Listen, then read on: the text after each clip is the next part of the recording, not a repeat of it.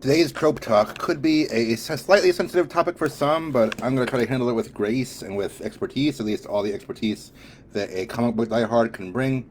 Um, have you noticed how a lot of our superheroes, our classic traditional superheroes, seem to be being replaced by new characters, and not only by new characters, but often by women and or people of color, or sometimes both? That's the trope I'm addressing today, or maybe it's more of a trend than a trope, but I'm calling it diverse heroes, just for lack of a better term, or for lack of a better phrasing. Just calling it the diverse hero trend. It's definitely started in the comic books, in Marvel Comics and DC and such like that, but it's starting to seep into the movies and shows, and we're seeing more of this kind of thing happen. One example is Ms. Marvel is a new show coming out next week on Disney Plus.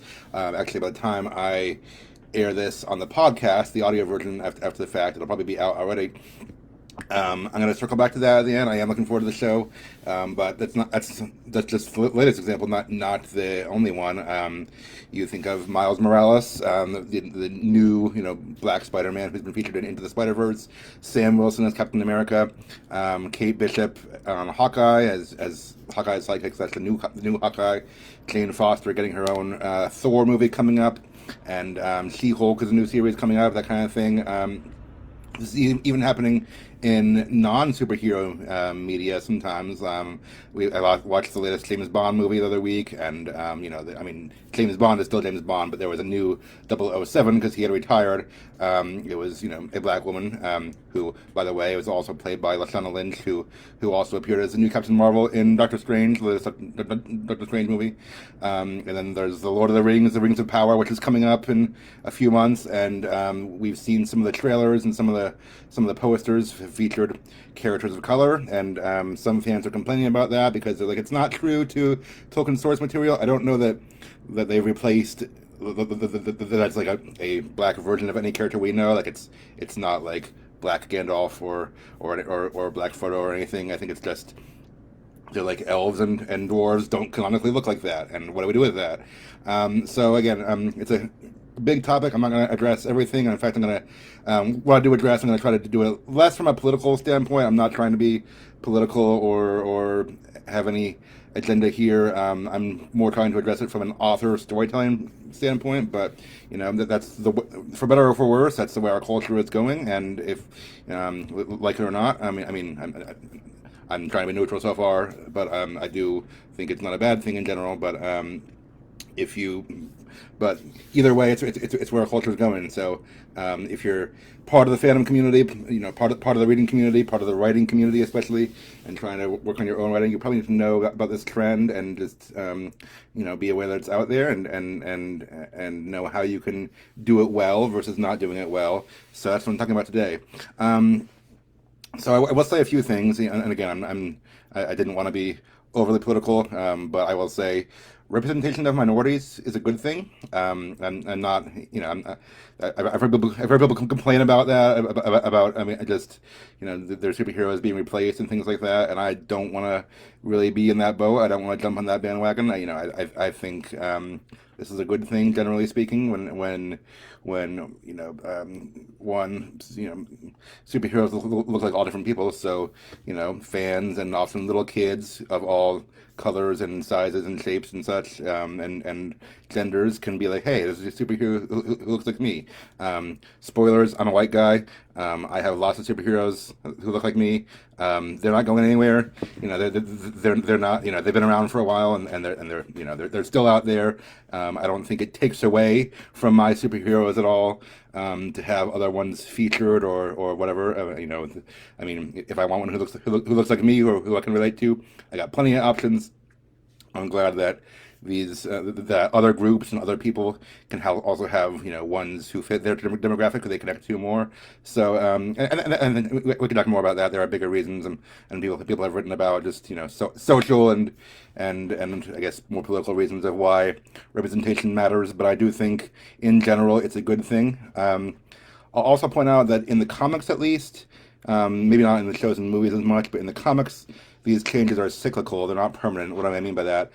Comics are cyclical themselves. Like they do all kinds of crazy things. If you're not a comics person, um, you just maybe I don't know, watch some YouTube videos or read some Wikipedia summaries of just some of the comic book events that happen because um, they're always doing weird stuff, which kind of makes sense. Like as in they want to they want to try new things and keep the reader interested, but then they always come back to the original. So like superheroes die. Okay, if your favorite character dies, give it a year or two of story of them not being around.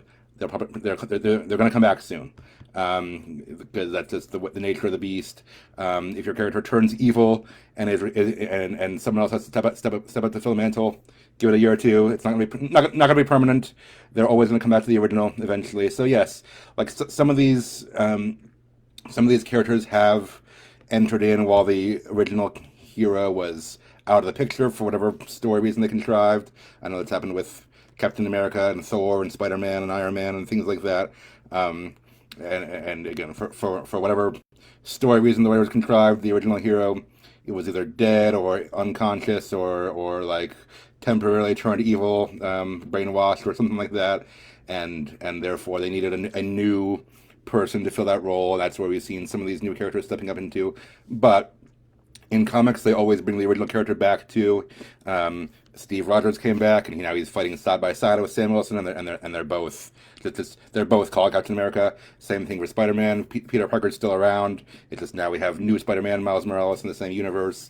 You know, original Thor became Thor again, and Jane Foster is still doing her own stuff. It's just the way we're seeing the trend go. Like again, I don't think these for lack of a better term, white male heroes are going anywhere. It's just that they are being accompanied by more characters, and I mean, comic books and superheroes and movies. That universe doesn't seem to be shrinking at all. And I mean, if anything, they're expanding more and more because they're still popular and people still want more heroes and they want some of the minor characters or side characters or lesser known characters to get into the spotlight, which is great. Um, so like it's so there's room, I guess, both in universe and out of universe for two characters or two different versions of the same character to be existing side by side, and that's just the world we live in. So in comic books, these things are happening. I mean, I don't think it's going to happen in the movies. Like in the movies, I know obviously Chris Evans isn't coming back to be Steve Rogers again, and Tony Stark isn't coming back and stuff like that. But in the comics, it's different, and the original character will always come back. So I don't think this is being done to like replace the character on a permanent basis. I don't think it's being done to undermine white man or anything like that. And that mindset is out there. I do not want to be in that bandwagon. I don't think that's what's happening really. It's the nature of the beast. So anyway, that's kind of what's happening. We're seeing a lot of that these days. And once again, I said I'm not against most of these changes.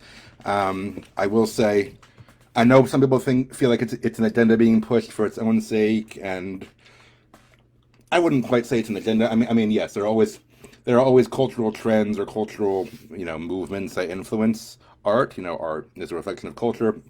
We can go deeper in that if we have more time. But yes, because our society has placed more of an emphasis on diversity and things like that, which in general, again, I think is a good thing. Our art is reflecting that, and so we're seeing that show up in comic books and such. I don't think it's some. Again, I really don't think it's some sinister agenda of any one political party or side to undermine white men. I don't think that's what's going on at all. And I say that as a white man, I do not feel undermined or threatened or anything like that. But I will say, to do it well, you got to make sure that the character, I mean, all characters, but especially the new ones or the replacement, if you will, or the diverse character who's coming in, make sure that they're not a token character or a political symbol or anything like that. They have to be their own real, believable human character too. This has been done well before. I think it's also been done poorly before. Maybe when it's done poorly, maybe that's what leads some people to think, oh, it's just an agenda or whatever they say.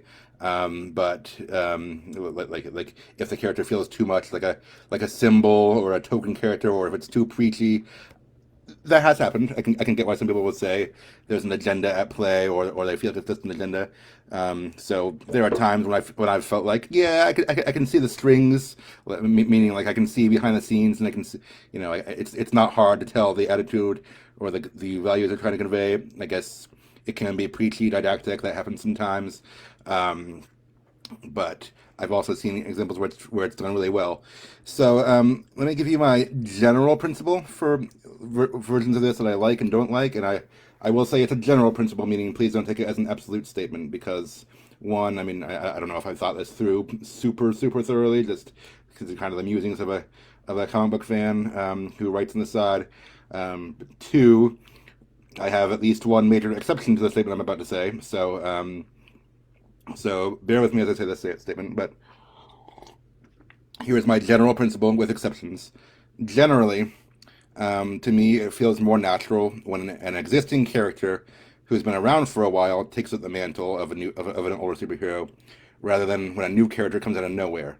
That could be a problematic statement too, which is why I said take it with a grain of salt. I mean, I don't want to convey the message um, that minorities need to just wait in the sidelines for many years before they get their turn. That's not necessarily the right message either. So I'm still thinking through this statement, but just so far I'm being descriptive, not prescriptive of what my experience as a reader has been.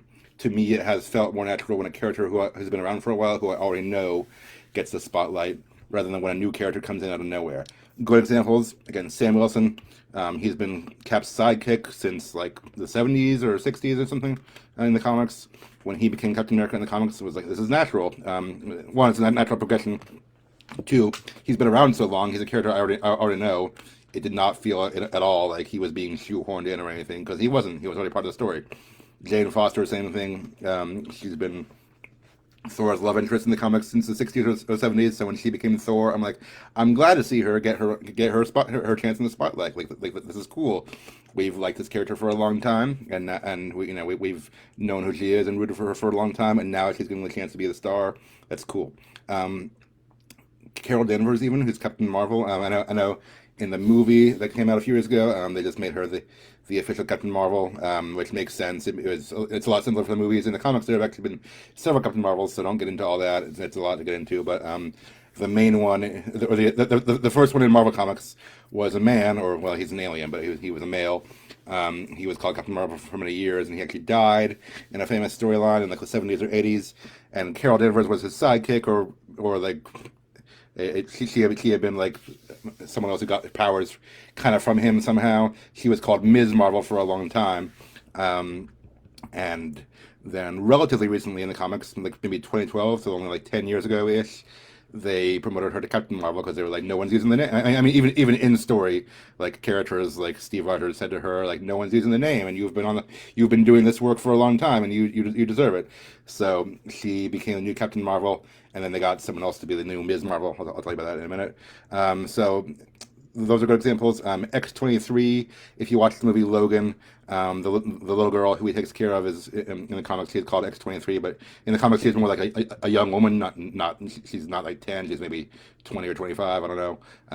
So she became Wolverine for a while in the comics.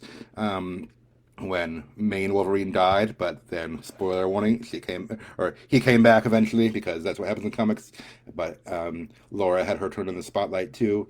Amadeus Cho, you may not know that name unless you're a comics fan. I don't think he's been adapted into the movies or TV shows yet.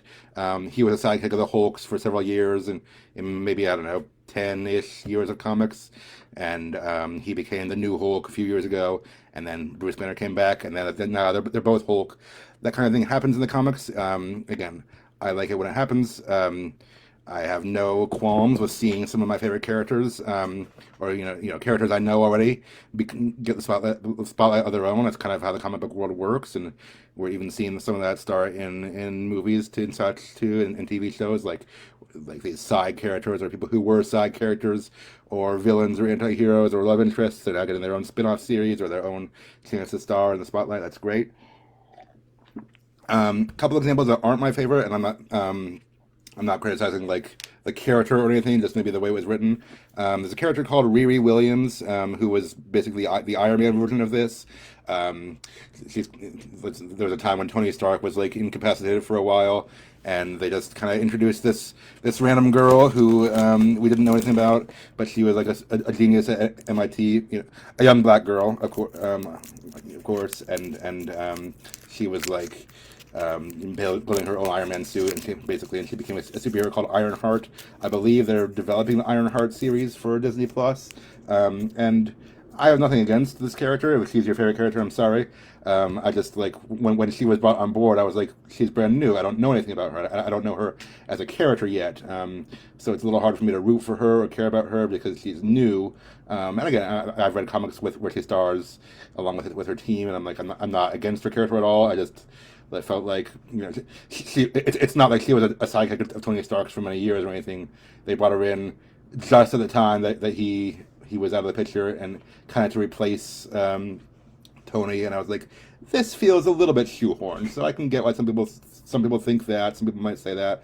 And before you criticize anything, I like the writer of those comics. The writer is a comic writer named Brian Michael Bendis, who's done a lot of things for DC, for Marvel, and recently for DC. He also co-created Miles Morales' Spider-Man and some other major characters. I've read a lot of his stuff for Marvel. He's a writer I follow. I like him, but no writer is perfect all the time. So that was just one where I felt like, it's not like I didn't hate it. It's not like a terrible comic or anything like that. I was just like, it feels like this character came out of nowhere. She doesn't feel like a real character to me yet on her own. Another one is Moon Girl, Lunella Lafayette. They did a series a few years ago called Moon Girl and Devil Dinosaur, which was originally back in the 60s. There was one called Moon Boy and Devil Dinosaur, and they kind of revamped it.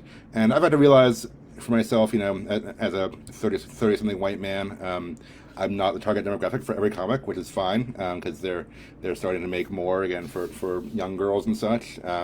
Lunella is a 9-year-old girl, but she's supposed to be the smartest person on the planet or something like that. She's also a super genius 9-year-old black girl, and it feels like every issue, and it's not every issue, but people have said things like that. Every issue, she's like telling someone she's the smartest person in the world, and she's a little cocky maybe, and I was like, okay, it's not my favorite comic. I read some of it. And it doesn't have to be my favorite. It's not they're not all meant for me, but I just realized it's not my personal favorite, and that's okay because I have lots of my favorites, and maybe it's someone else's favorite. But I was like, she's a new character, came out of nowhere, and is this 9-year-old black girl who's kind of showing everyone up, and I'm like, okay, it does feel a little shoehorned, maybe a little bit forced to me.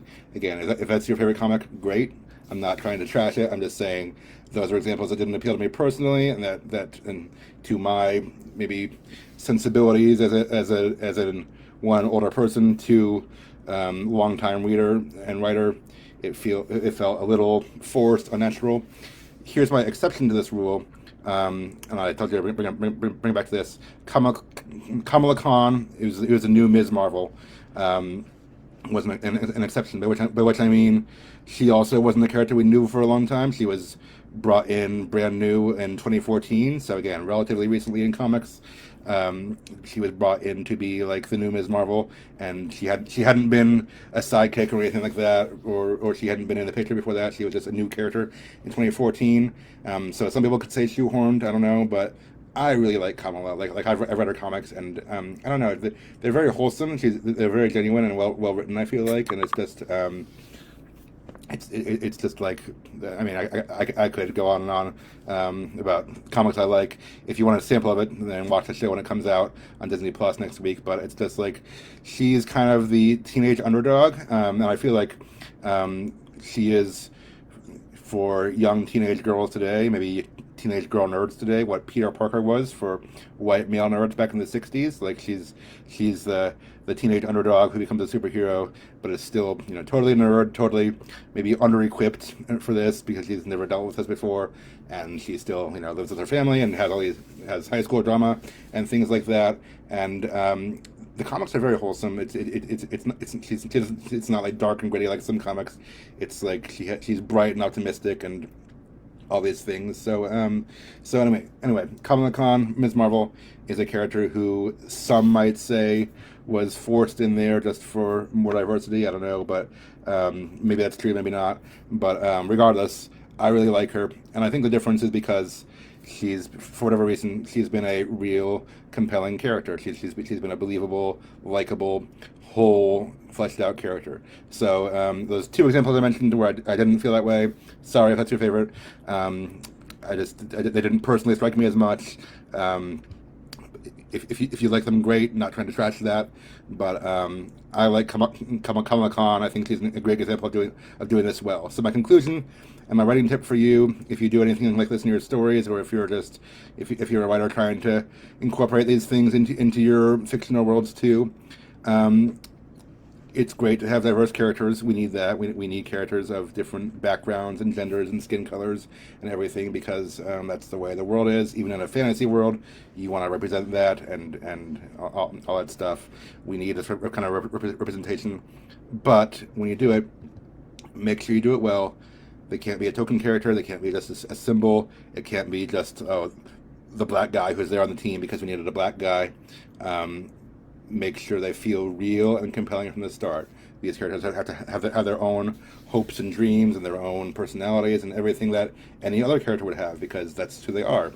Your character needs to be fleshed out and compelling to the reader in order for this to work well. So, yes, diversity, yes, representation, but also, yes, character development and fleshed outness. And if you have those two in a combo, you'll be telling a good story. Okay? Yeah, Christopher in the comments that says, yes, I like diverse characters, fleshed out characters are the best. So I agree. Yeah, do both, just do it well. And it shouldn't be an either or, but a both and yeah, so that's my take on this trend of diverse new heroes. Hope you enjoyed that. Hope you enjoyed Ms. Marvel when it comes out, and I guess the new Thor and She-Hulk and things like that too. I'm looking forward to all three of those. Some Marvel fans have said they're not, but I still like these characters. I'm still looking forward to them. And anyway, have a wonderful weekend and keep writing and doing all you're doing. Thanks for watching.